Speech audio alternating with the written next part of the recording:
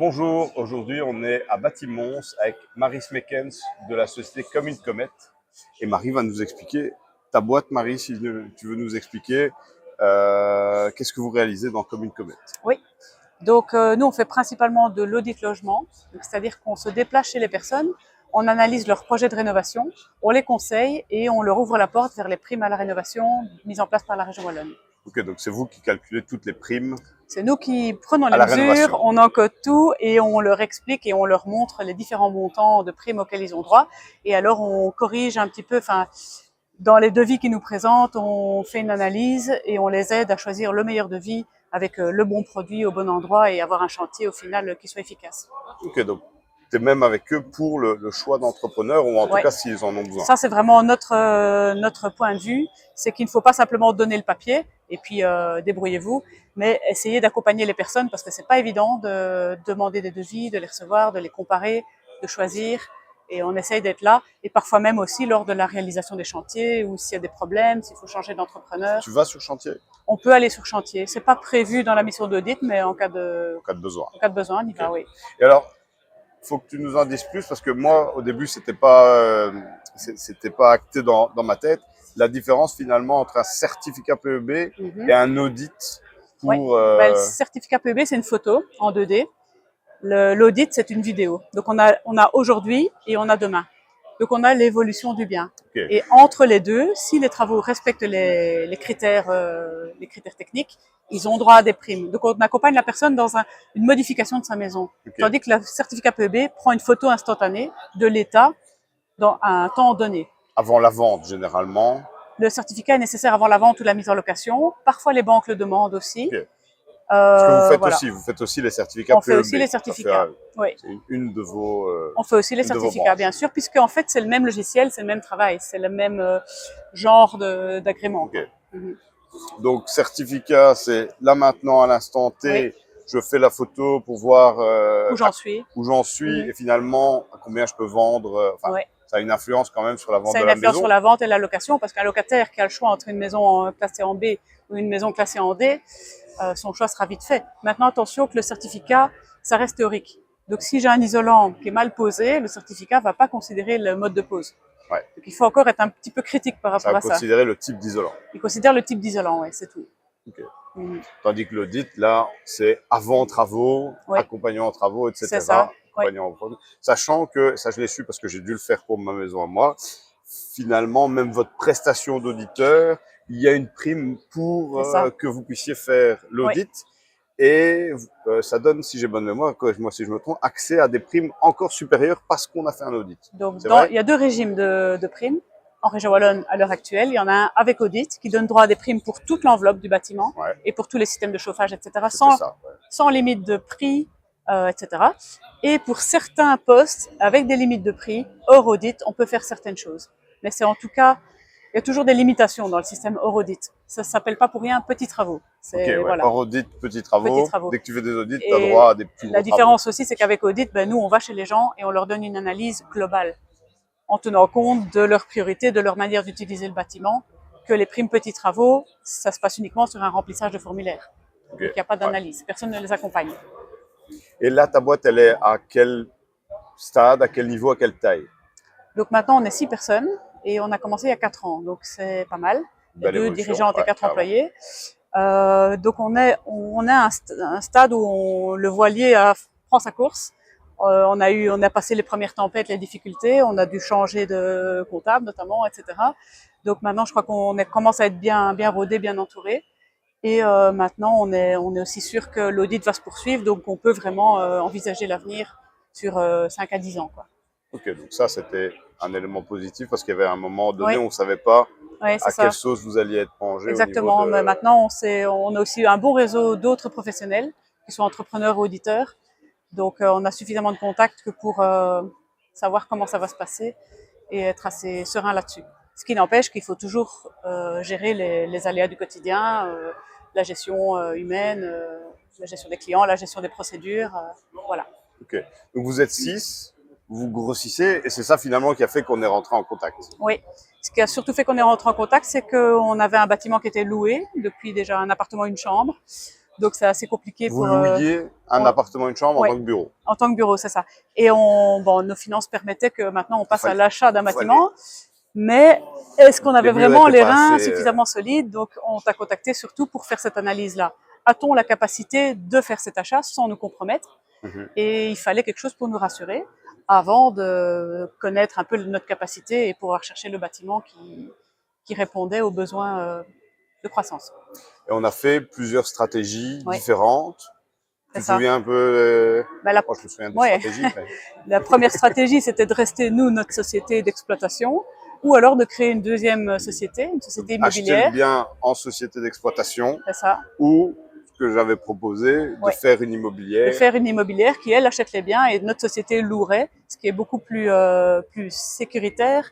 Parce que si notre société d'exploitation fait faillite, parce que du jour au lendemain, voilà, X, Y raison, ben, au moins tout ce qui est bâtiment est dans une autre société. Ou est vendu. Oui, ou est vendu. On pourrait aussi cesser cette activité-là. Donc, le montage a été fait en connaissance de cause et on a su que c'était faisable, en fait, parce que tu as tenu compte de tous les facteurs jusqu'à la taxe pour les poubelles. Donc, voilà. Il n'y avait pas de surprise, quoi. Il n'y a pas de surprise, on pouvait y aller. Que sans ça, c'est vrai qu'on se serait un peu lancé dans l'inconnu, avec toujours le stress, tiens, si jamais on a un petit aléa, comment ça se passe? Et alors, on avait aussi besoin de ça pour rassurer les banques. Parce que notre banque était extrêmement frileuse, nous a pas suivis dans la première demande, où on a dû changer, etc. Mais il fallait qu'on ait la preuve que c'était pas un projet irréaliste, quoi. Faisable. Que c'était faisable. On leur a proposé d'ailleurs, enfin on leur a fait les deux business plans avec finalement le business plan de Commune Comet et la société immobilière pour qu'ils aient une bonne vision pour les deux. C'est ça. Ça a été quoi finalement dans ce projet-là? Là, depuis, qu'est-ce qui s'est passé depuis qu'on a fait le business plan? Eh bien, depuis lors, on va signer pour le fameux bâtiment la semaine prochaine. Donc, on va déménager là-bas dans un peu plus d'un mois. Donc ça, on a hâte de ça. Et à Saint-Guilain. Toujours à Saint-Guilain, oui. C'était pas super évident de trouver un bâtiment qui réponde, mais le hasard fait bien les choses. Donc voilà, donc on est rassuré là-dessus. Et on peut se concentrer sur notre boulot, quoi, donc sur la gestion de la boîte. Et donc la banque a suivi la nouvelle société immobilière. Tout à fait, oui. Elle a pris des garanties sur la société d'exploitation? Donc la société d'exploitation de mémoire paye une partie, mais ça n'a posé aucun problème dans cette banque-là. La société d'exploitation aide la société immobilière. Voilà, c'est ça, oui. Elle injecte une partie des fonds, le reste venant de la banque. Ok. Et c'était quoi? Tu as parlé de la frilosité de la banque. Ça a été ça le plus gros challenge que le projet a suscité? Il y a eu ça et il y a eu le fait que notre précédent comptable n'était pas au rendez-vous en temps et en heure. Donc nous avons eu, il a beaucoup retardé nos projets parce qu'en plus on avait un projet personnel aussi de rénovation. Donc ça commence à faire beaucoup de projets qui sont entreliés et tant que l'un n'est pas acté, l'autre est bloqué aussi. Donc c'était un ensemble de choses qui ont fait que, voilà, il y avait le business plan, il y avait l'aide gros challenge sur le financement. Oui, toutes ces questions étaient vraiment un gros frein, quoi. Donc là, il fallait qu'on trouve les acteurs pour nous épauler parce qu'on n'a pas la capacité. Et puis de trouver une banque qui, elle, était réceptive et se lance, quoi. Et on l'a eu. Oui. Rappelle-moi, avec le banquier historique ou avec un nouveau banquier? On a dû changer de banquier. Ici, donc en privé, on est resté chez notre banquier historique parce qu'il y avait déjà tout ce qui était hypothèque et tout, donc les taux étaient meilleurs chez Crélan. Et chez Belfius, là, ils nous ont vraiment compris au niveau de la société immobilière et du raisonnement. Et là, on est parti chez eux, quoi. Ceux qu'on avait rencontrés ensemble. Oui, c'est ça. Ok, donc tout se goupille. Oui. Quand même bien. Quand même bien. Et finalement, dans des délais tout à fait raisonnables aussi. Donc, voilà. On s'est vu, rappelle-moi, on a commencé en juillet 2024 et on est ici en janvier 2025. Et entre-temps, il y a... Pendant mes vacances, je me souviens. Tout à fait. Le premier coup de téléphone pendant mes vacances, notre première visio quand j'étais en Italie. Et voilà, les deux actes ici vont se passer la semaine prochaine. Donc, c'est parfait, quoi. Les deux actes, donc il y a l'acte d'achat du bureau, et puis il y a l'acte où on se vend à la société immobilière, notre maison privée. On a fait un montage. On a fait un montage, donc il y a deux transactions en même temps, quoi. Donc la société immobilière achète deux bâtiments en même temps. C'est ça qu'il fallait vérifier qu'elle était suffisamment costaud faut pas se mettre en... Et voilà, apparemment ça passe. Ça passe. Voilà, il n'y a plus qu'à. Il y a plus qu'à. Et du coup, là, tu vas avoir donc une nouvelle maison privée. Oui. Tu vas avoir la maison que tu occupes actuellement qui va être louée par la société, qui va être à la société, qui va être louée à en résidentiel à des locataires. Oui. Et il y a le bureau nouvellement acheté. Oui.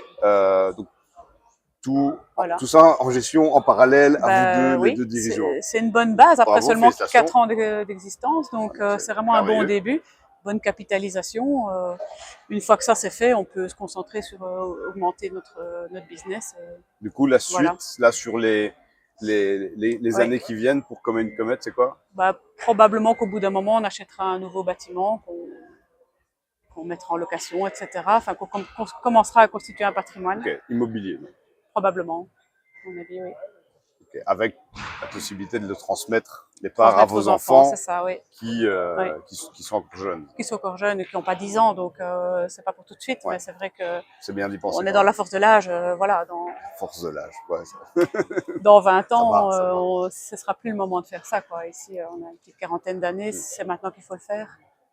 Et c'est une bonne manière d'avancer, quoi, parce que de toute façon, avec 6 personnes, un appartement, une chambre, c'était plus possible. Maintenant, on aura un bureau où chacun peut avoir un petit peu son espace, et ça, c'est un grand luxe, ce qui va faire qu'on sera aussi plus productif, quoi. Okay. Avec possibilité déjà d'agrandir l'équipe si besoin? Ici, on aura 4 bureaux indépendants, enfin 4 pièces plus un grand espace en bas, donc pourquoi pas. Sachant qu'il y a beaucoup de travail qui se fait en extérieur, donc je suppose qu'il y a ça. Oui, tout le monde n'est pas au bureau tout le temps. Aujourd'hui, j'ai eu une proposition d'engagement, là, tout à fait inattendue, mais bon, pourquoi pas, mais en stabilisant, hein, parce qu'évidemment, il faut à chaque fois assurer la formation et que ça se passe correctement, mais pourquoi pas. Ok, donc on grossit petit à petit l'exploitation et en même temps on se constitue un patrimoine immobilier. Voilà, exactement. Super cool. C'est ça. Écoute, moi j'ai été super content d'avoir bossé avec toi, d'avoir pu participer à ça. Et pour le prochain, prochain Invest, ça a été un plaisir de collaborer. Ce que j'ai bien apprécié, c'est ta disponibilité déjà, même en vacances, ça c'est sûr, et aussi le caractère complet de ton analyse. Tu n'as pas fait les choses à moitié, c'était vraiment jusqu'au dernier euro, et quand tu as eu à te retourner parce que voilà, on a changé de stratégie, il n'y a pas de souci, on le fait, et toujours super rapide, voilà. Ça n'a jamais été un frein, que du contraire. Super, écoute, merci pour le compliment, c'est cool. Et j'ai été super content de bosser avec vous et pour la suite. Sûrement pas fini. Pour la suite, parce que vous regardez déjà le prochain. Donc, une chose à la fois, mais ouais. On va déjà finir on va déjà les encours, déménager tranquillement. Solidifier, et puis après pour le prochain. Ça. Allez, c'est cool. Écoute, félicitations et merci. Félicitations pour votre stand ici à Bâtimont. Oui. C'est cool, j'espère que ça donnera aussi. On est content, c'est de bonnes discussions et c'est une présence locale. C'est important d'y être. C'est cool. Voilà. Merci à toi de m'avoir accueilli. Oui. Merci. Et je vous remercie aussi à tous d'avoir suivi la vidéo. Et je vous invite à nous contacter pour qu'on puisse aussi discuter de vos projets. Merci beaucoup. Au revoir. Allez. Merci Marie. De rien.